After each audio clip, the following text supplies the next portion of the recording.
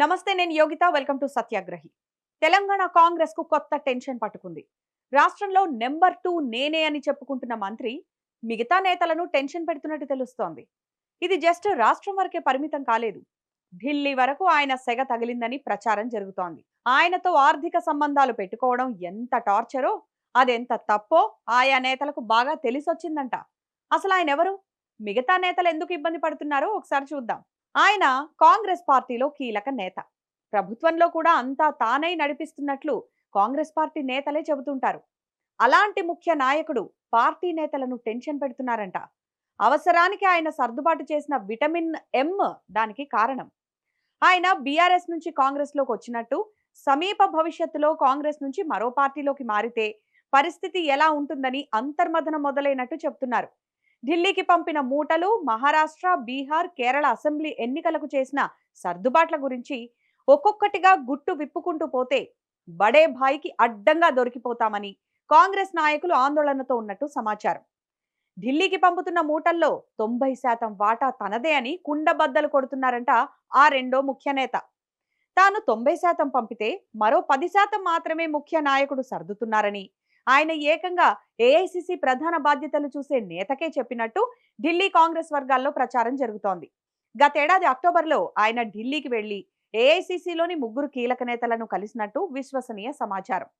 ముందుగా ఆర్థిక వ్యవహారాలు చూసే నేతను కలిశారని, తెలంగాణలో జరుగుతున్న ఆర్థిక వ్యవహారాలను ఆయనకు పూసగుచ్చినట్టు చెప్పారని గుసగుసలు వినిపిస్తున్నాయి. తెలంగాణ నుంచి తామిద్దరమే విటమిన్ ఎం సప్లై చేస్తుంటే మిగతా నాయకులంతా కేవలం పదవులు అనుభవిస్తున్నారని వాపోయారంట. మహారాష్ట్ర, బీహార్, కేరళ ఢిల్లీకి పంపిన ప్రతి మూటలో మేజర్ వాటా తనదే అని అక్కడ ఆర్థిక వ్యవహారాలు చూసే నాయకుడికి వివరించారంట. ఆయన మూటలకు సదరు ఏఐసిసి నేత పొంగిపోయి ప్రధాన నేత, అగ్రనేతల వద్దకు తీసుకుపోయి పరిచయం చేసినట్టు గుసగుసలు వినిపిస్తున్నాయి. అసలు రాష్ట్రంలో ఆయనే నెంబర్ 2 అని ఎలా డిసైడ్ అయ్యారో తెలుసా? గతంలో కాంగ్రెస్ ప్రభుత్వంలో ఎవరు నెంబర్ 2 అని పార్టీలో అంతర్గతంగా చర్చకు వచ్చినప్పుడు ఆర్థికంగా వెన్నుదన్నుగా నిలబడుతున్నది తానే కాబట్టి నెంబర్ 2 కూడా నేనే అని ఆ కీలక మంత్రి స్పష్టంగా చెప్పేశారంట. అంతేకాదు, అసెంబ్లీ ఎన్నికల సమయంలో 35 మందికి ఫండింగ్ ఇచ్చానని, వాళ్ళంతా నన్ను కాదని మీ వెంట ఉంటారా అని ఎదురు ప్రశ్నించడంతో అక్కడ నాయకులంతా కంగుతిన్నారంట.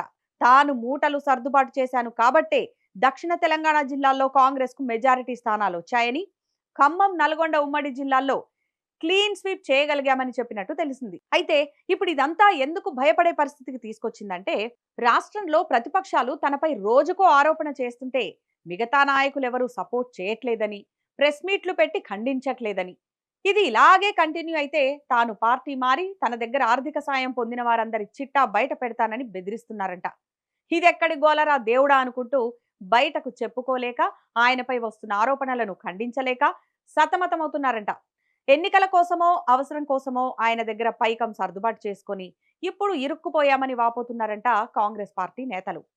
ఇది ఎక్కడికెళ్లి ఆగుతుందో, ఆయన నిజంగానే పార్టీ మారి తమపై బడే భాయ్కి కంప్లైంట్ చేస్తే ఎవరి పుట్టి మునుగుతుందో అని కంగారు పడిపోతున్నారంట.